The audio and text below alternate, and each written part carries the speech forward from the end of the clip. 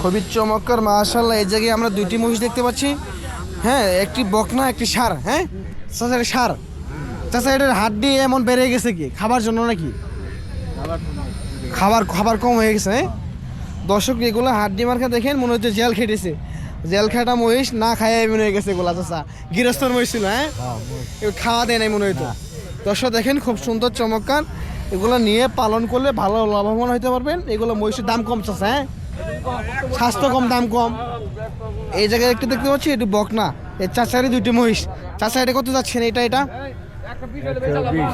120। এটা জোড়া? হ্যাঁ আপনি পরে কথা কন, কথা কইতেছি। এটা 120 চা দাম। হ্যাঁ দর্শক 120 চা দাম। এটা খুব চমৎকার। চাচা মাংস কেমন আছে এটা? তাও হ্যাঁ 2 হ্যাঁ খুব সুন্দর চমৎকার দেখেন মহিষটি মাশাআল্লাহ। এটা কত যাচ্ছেন? হ্যাঁ 130।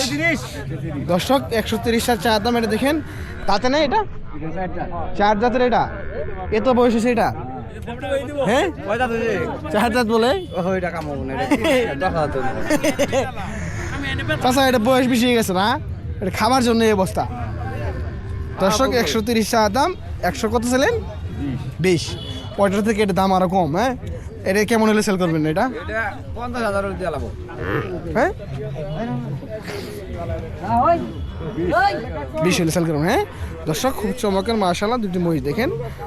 গৃহস্থ ভাইয়ের ছিল, সে কিনে এসে বিজনেস করে পালন উপযোগী দুটি মহিষ।